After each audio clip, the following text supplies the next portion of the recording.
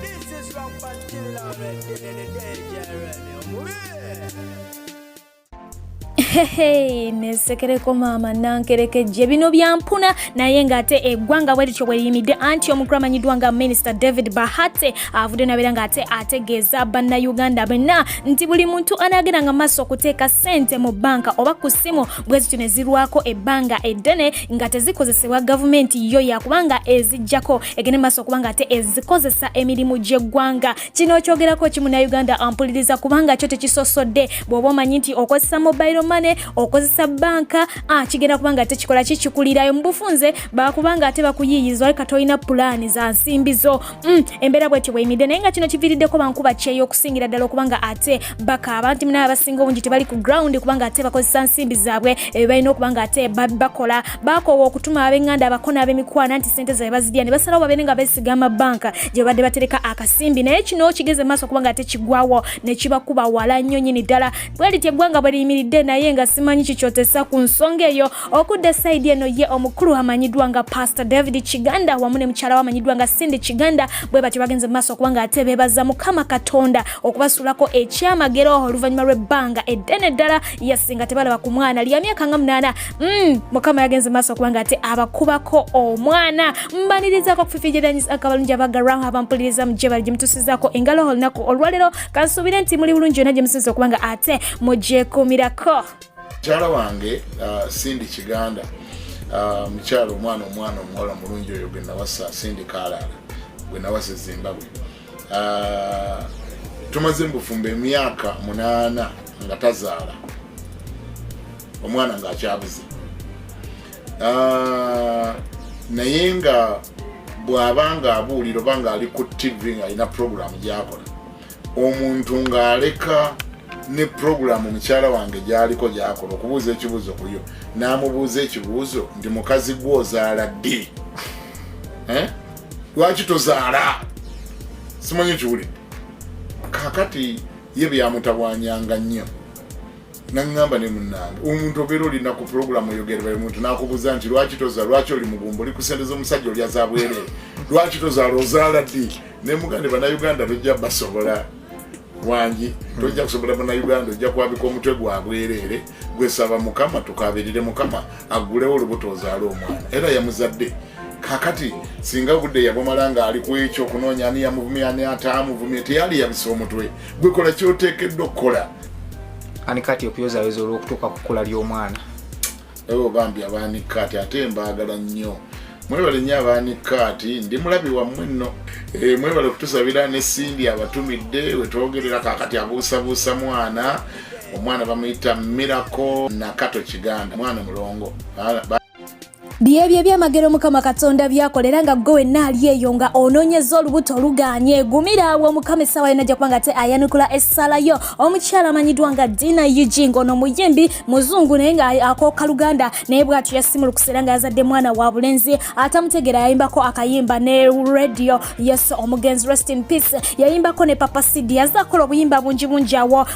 ate nga mukaddeke kamu ye Shamba Boy amanyiddwa nga Kawesi yagenda maaso okubanga ate atimpura omukulu amanyiddwa nga Wizo n'amumenya amagulu era nga newe njogera akyali mu wheelchair yavudde bw'ati nayongera okubanga ate akukulumira famire eno ng'agamba nti famire eno baali bafuuka part of like him nga nabo bafuuka famire yo kitegeera ng'era abaagala nnyo nga nabo bamwagala naye tamanyi lwaki abantu beefuula nga kamiliyoni nawolovo n'agamba nti ekyasinga okubanga kimala enviri ku mutwe kwe kuba nti mu biseera bino nnyina yaviirwako abaana babiri ababeera baganda be mu bufunze naye Wizo teyakola ki teyajja wadde okumukubagizaako oba okumukungubagirako ate ne maama wa Wizo naye teyatawaana so nga ate maama wa Wizo ne maama w'omwana oli baali bakoze omukwano guli gwennyini ogwaki ogw'Oluganda kwegamba n'asigalawo ng'abyewuunya nagataganye obutabanguko bwaliwo naye ate ekyo kye yali asembayo kubanga asuubira so nga ate saidi eno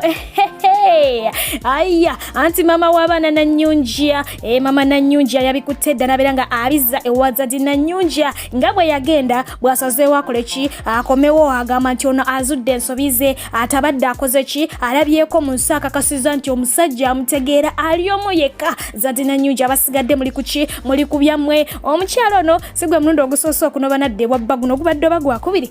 naye nga embeera y'obweti bwefaananye jjukira nti ababiri bano beeyagadde kuva dda tubajjukira n'atuukira wali eri mu kalango katayari curry powder nga batukombera essiyani ya mu kijanjalo so nga ate balina abaana baki basatu abantu bano abasinga obungi kapeno yali yabaluma nga wolaba ya momo bwe yali yaluma abangi Eddie Kenzo nani ne Rema we yaluma abangi kwegamba zibereyo ne zibaluma neno yemu kuzo eyali yabakola ki yabaswigga munnange tubadde tukyali awo mukyala n'akwata ebibye nadde wuwe n'afukamira ku mavivi ne yeetondera zaddi namugamba mukwano nsonyiwa nkomyewo kufumba sijja kubiddamu nkizudde nti munnange yeggwe wekka antegeera nsobola era najjayo akayimba kakusaasira kasonyiwa banno naawe zaddi jukira nti ne kusaasira okuba akayimba ako naye yali yeetonda bya ddala ngadde ewaani adde ewa Sseruga bino byali yatugamba nti abakazi tulinga ssente ne wesula mutoyi bakola ki munnange gye zaagwa tezaasobola kulondebwa n'akola ki n'akomawo ne yeetondera Sseruga kakati noono yakakozesezza ne yeetondera Tadius era naye n'agamba nti munnaye mama w'abaana zisikuyinaako tabbulina naye nga jjukira nti omukyalo ono gye yali yagenda yali yafunayo akabaibe era nga kekuba n'ettatu wano ku bbeere ebingi ne byogerwawo wabula ye yalabikanga ku kamera ng'akola ki ng'akeegaana ng'agamba nti oyo just kyali wange okitegeera n'atukakasa nti tewali kigenda mu liiso ate nga kigambibwa nti n'omukulu naye gye yali yalaga yali yafunayo kamaama akakola ki akabibita nti munnange ba social media in-laws tebasirise bavudde bagenda maaso okubanga ate bajja bawabule ne babagamba nti tubadde tubaagala nnyo okubeera awamu Mungu akoze kyanukudde essala zaffe mwe bale kuddamu kukwatagana naye toddamu kunoba ebintu by'okunobano basibirungi ow'ekifaananyi ekibi eri abaana bo ate mukadde ke kamu toddamu kunoba olw'ensonga nti buli woogenda eno ne webakako n'omuntu omulala n'oswampatibwa nebbaawo n'agenda eri n'aswampata munoonya ebirwadde kakati mugende mubeere ng'ate mwekebeza nako ekyo nakyo kikulu bageze mu maaso okubanga bawabula wali bakojja ne basenga ku ground bo babeererawo ddala naye nga byonna twebaze Mungu nti ababiri bano bakoze ki bakomyewo nga momo naye we yakoze ki bwe yakomyewo nti amazzi gakola ki gakulukutira gye gaali gakulukutidde katubaagaliza obufumbo obulungi ate nga wotuvuddewo okudde side eno omwana muwala Grace Khan alabye n'abantu bakuno omukulu amanyiddwa nga Sheikh Wumalu abangi gwe bakazaako eri obufere avuddeyo bwatyo n'abeera nga abala listi y'abakyala abaakolimirwa abaliko ebisiraani era nga Grace Khan gwasoosezza n'agamba nti ku kisirani China y'ensonga lwaki yakola ki yayawukana ne kojja kitunsa okwazizzaako omukyala amanyiddwa nga Kemiserwa n'agamba nti ekisirani ekimwetoolerako y'ensonga lwaki yayawukana ne Hajani Haruna okwo n'agoberezaako omukyala amanyiddwa nga Mary Butter n'agamba nti eyo squad yonna ya bisirani era bamwetaaga bagende gyali akole ki abalombere ku dduwa sokka okotakomyawo ayongeddeko omukulu amanyiddwa nga Ssenga Ssebbanga ono agambye ate ye ekisirani China kikulu ddala kyo kyamulemesa n'okubanga afuna obutuliro gatako n'okubanga afuna ennyumba wakola ki weyeewogoma n'agamba ekyono kyo kikulu nnyo ye muzanyi wa comedy azanye katemba naye ng'ensi eganye okumutegeera yayogedde awo ebigambo bingi nnyo so nga ate Ssenga Ssebbanga bino lwamugudde matu yavuddeyo nga yeekangabirizanga akaaba n'anenyamuko Mungu okutwala abantu abalina omugaso nga ba BMK n'aleka omukulu amanyiddwa nga Sheikh Wumalu emabega okubanga ate atigomya ensi n'amulangira n'okuba nti yasomera kabako dduwa ey'okufa mu biseera eby'embaga kwegamba ba social media in-laws babaddewo awo nga bulijjo mbayitaayitamu era nga bageze mu maaso okubanga batabukira omukroyo amanyiddwa nga Sheikh Wumalu nga bamugamba lwaki teyewumuzaako ekisookera ddala tategeerekeka yasuubiza n'atatuukiriza anyway babadde bakambwe bazibu kyenyiza okuba nga ate nkugamba ekyokubisuubiza n'atatuukiriza baakijje kuba nti yasuubiza Ssebbanga ennyumba n'atagimuwa n'asuubiza Betty n'emmotoka n'atagimuwa n'abangi nnyo babagamba nti asuubiza naye nga takola ki tatuukiriza okudda ku MC Maria ye yatutegeezeza nti tasobola kulinnya kigere kye mu disitulikiti ya Ggulu kubanga ate agende yavunnamire omukulu amanyiddwa nga General Salim Saleh n'agamba naye singa aba asembeddeko katono n'aveeyo Ggulu n'ajjako wano mu kibuga oba n'asengako awo ng'ennankulabye awo awo tomanyi asobola okugendayo naye by'okuteeka mu transport omungi ajja gumbe yennaku n'ennaku atamala bafuna obuswazi bw'ensimbi tajja kubanga ate abisobola mu bufunze asaba General Salim Saleh asembereko ave Ggulu addeko wano akendeze ku lugendo okudda ku namesake amanyiddwa nga Fifi Parker tukolera wali eriko STV yasaho omukyalo no olugambo luze luyitangana bulijjo enkya n'eggulo nga bagamba nti aswampatibwa bosi we simulala ye mukulu amanyiddwa nga SK Mbuga nanyini STV yasa omukyalo no yavudde n'agenda maaso okubanga ate asambaga byonna ebyogerwa n'agamba nti bossi wange siganye okumwagala mwagala ng'omuntu kubanga mune talina guno omutima gw'aba bossi balala okweteekamu olunkulu olungi olw'okuba nti ye bossi n'akuduumira n'akubogolera n'akola kino edda fe abakozi ffenna atuyisa kyenkanyi atwagala atulabirira atufaako kwegamba ye bossi akyasinze gwe nalindabye mu nsi yensonga lwaki mwagala naye bamubogera ku nsonga za laavu nze bossi simwagala nsonga za laavu first and foremost bossi mufumbo naye ngaaho olugambo lwo luze lutambula as usual lukola ki lubeerawo ku ground nga lwewuba ne ludde eri naye nga lwo luze lutambula nga lugamba nti omukulu ono yagenda maaso okubanga ate amupangisiza na apartment eyo Munyonyo omukyalo ejagenda maaso okubanga ate akasiba so nga ate okudda ku mukulu amanyiddwa nga Mr. Easy okuva mu ggwanga erya Nigeria biwa muziki ono abamutegera mutegera yavuddeyo bw'atyo nabeera nga ate naye ategeeza nti mu ggwanga ly'etu Uganda abayimbi basinga okubanga yeegomba okuyimbako nabo nga mutuufu yawulira akayimba ke nawulira nga ayagala akoleko kolabo naye ye muyimbi amanyiddwa nga Uncle Jessa oyo gwolaba Fik for Maker yagambye nti oyo muziki gwe awulira nga gumutankalanya so ayagala ayimbeko naye akayimba mukadde ke kamu nategeeza nti n'omukyala amanyiddwa nga Irene Tale yes naye ayagala abeere nga akola ki akolako naye akayimba yes mukwano gwange Dominic from Dubai nkutumiddeko nnyonyini ddala baby girl ayina YouTube channel wo agenda maaso okubanga ate abakolera vlogs ez'enjawulo munyumirwe mwongera okubanga ate mwekkaanya n'ekibuga Dubai we kifaanana okitegeera awo nno nvuddewo ngenze ku mukyala amanyiddwa nga Masalo Queen mama Yona mama Yokana yavuddeyo nga mukaawu muzibu n'ayongera okubanga ate asabula omukulu gwe bayita nzijukizaamu awo mbadde ngenda kugamba Rasa yes omukulu Rasa n'agenda maaso okubanga ate amusekula mu ngeri ye oba mu style ye kamukulekereko eddakiika emubiri ate oluvannyuma tweyongereyo mu maaso sinziira wampalana ate omuntu yali agaddeko okungula ate nampita malaya kiba tekikola makulu nkubanga naye yali agula ng'ayagala kulyako ne mu masupu 15 eri emmese emanyiira naye Rasa yeesoma nnyo nti mugagga so miliyoni 2 tezandi nkoze bubi okaaba omanyi oyinako oyina mu nsawo yampa z'amafuta ate naye kane Serena baali bagenda mu banja bamuwozesesa eppica ate azirina ave ku bakazi adde mukyala alime afune yakabwa awasaako abakyala abaveeko tabasobola naddala abakyala abalungi kati omwana wa munene batanzi yakuzibwa bulungi nnyo yamuleetako amaalo mugagga ki mukwane woba mugagga fena twali tubadde kagga nakwata $1 million 4 naye waliwo ebisanirizo ebyetaagisa nali nzibeko ku $1 million 4 kati gwe tebeezaamu American Got Talent bafuneemu nafuna 4 nafuna 4 nenzia so ekyo bakiyita omugagga omusiru ne ssente ze kati Rasa omusiru ne ssente ze nange bwentyo naye nali musiru ne ono ye Sheikh Juma Katwanga omulombi w'edduwa omukugu mu kuvumula endwadde zino wammanga omulya mu majinni amalogo ebisiraani olina lutwe business tetambula onoonya mulimu mwami oba mukyala amakaago gayuuga n'ebirala bingi ebigwa mu ttuluba eryo amwetaaze musange ekitebi okulirana ne Shell oba mukubire ku nnamba y'essimu 07535755754 07535755754 ye Sheikh Juma Katwanga ekitebi Yes, mwabanyumirwa kibayita comments z'aba social media in-laws nzirese ku luno nga gabadde majje ga kutaka gabadde gagezaako kubanga te gadi defending omukyala amanyiddwa nga Babi Kyagulanyi Itungo omukulu amanyiddwa nga employed graduate yageze maaso kubanga ate tweeting abula nga tweet gye yakoze yakulubusiddwa nebera nga ate eretebwa ku Facebook gye bakalakatira era nga yabadde agamba nti Babi met Bobby at campus 20 years ago. She says she is 30 years.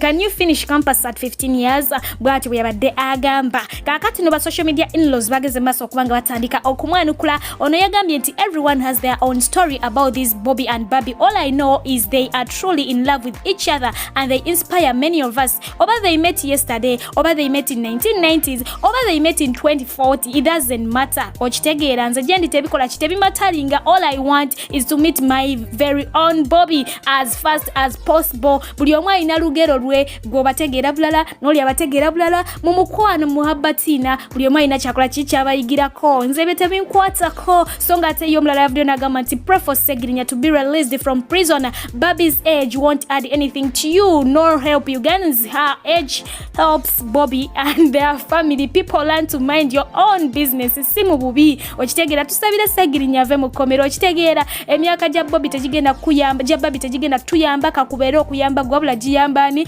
Bobby na family ye tuyiga okubanga tufa kuki ku budaala bwaffe.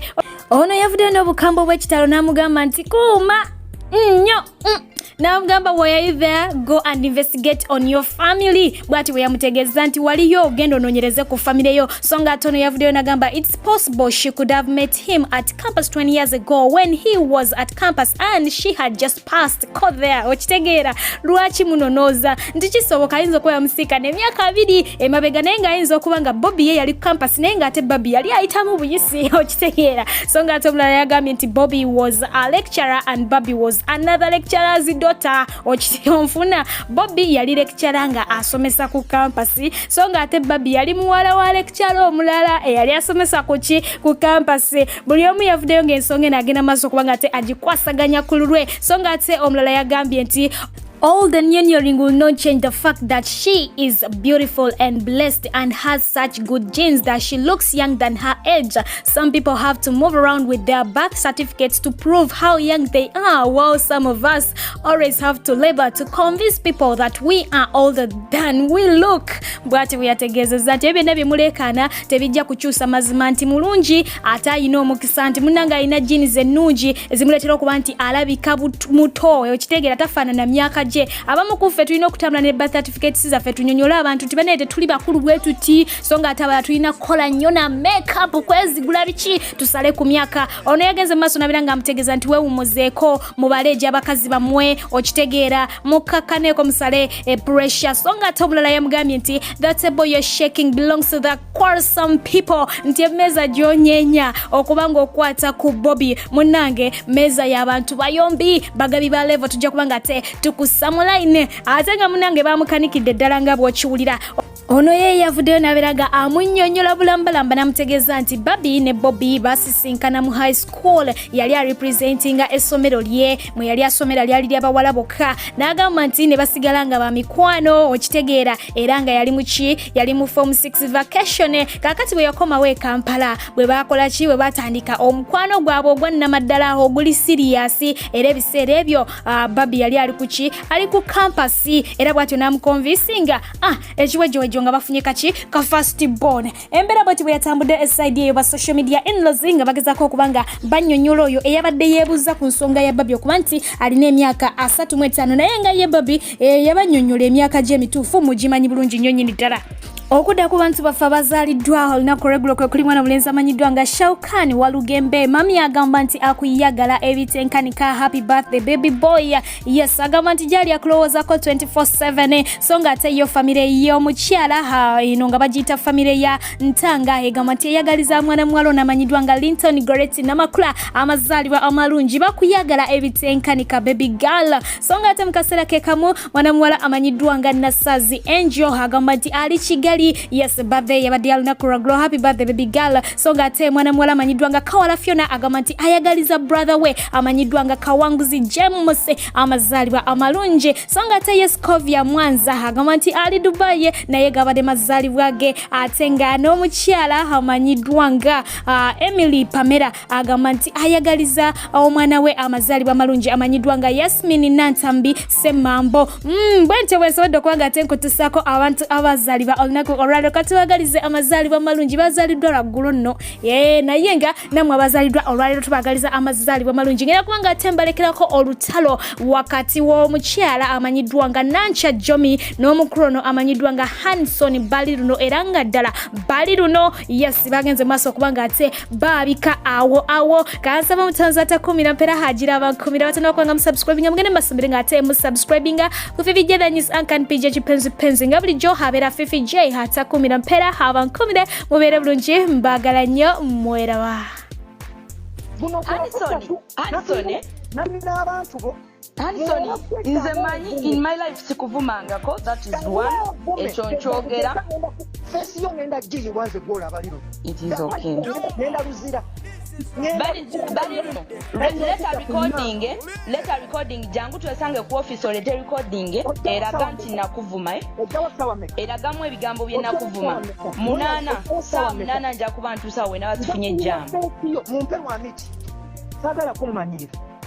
mumpe wa miti gwe sagala semijimije wa kebuliro sagala gizuku sebwe muwala kwelekera okunvuma kw'empewo Leave me alone.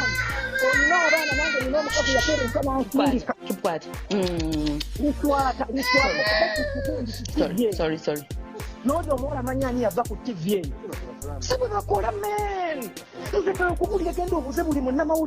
Nakuvumachi. No, I just want to hear nakuvumachi. Chenakuvuma chenjagala okumanya kusajja gwe kyakawa mistakeninga. Chaka you have your own problems and you just want them to rise.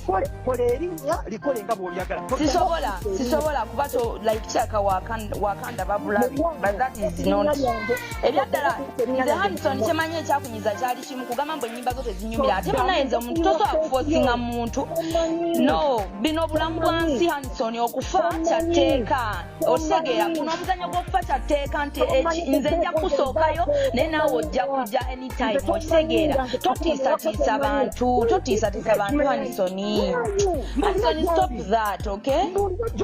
Gamba ku office bagambe basobola okuleeta ewange people knows there. Hanson. Do everything.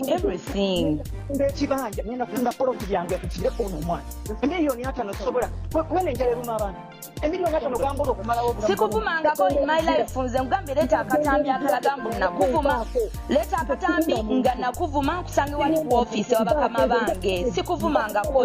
human, sorry. Sikuvumangako mukwano, okay? It is okay. It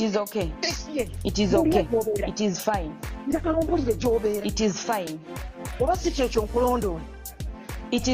Byonna byogenda okola it is okay. Hanson byonna byogenda okola it is okay. Naye nkugambye leeta recording ku mulimu awo like tugende mu bakama bange bring the recording, that is the only solution. Abasi ekyo tugende ku police olete recording eyo nga nkuvuma okutwalira amateeka mu ngalo tebikola. Nekulu yaradde ku mpewo bafudde ebulaya bambi abantu bange bulayino abantu bange bulaya tugende nanti bange bulaya jamaliriza ng'era ateeka mu linnya lyange nga ndivumera era nga nvuma still era nga nvuma Hanson don't quote me wrong nyinza kuba mbadde njogera ku linnya lyo nze sivuma abantu. I don't abuse people. That's what you have to know about me, okay? Buzo ande nze sivuma abantu naawe nzijako ekyo ekintu nze sivuma abantu.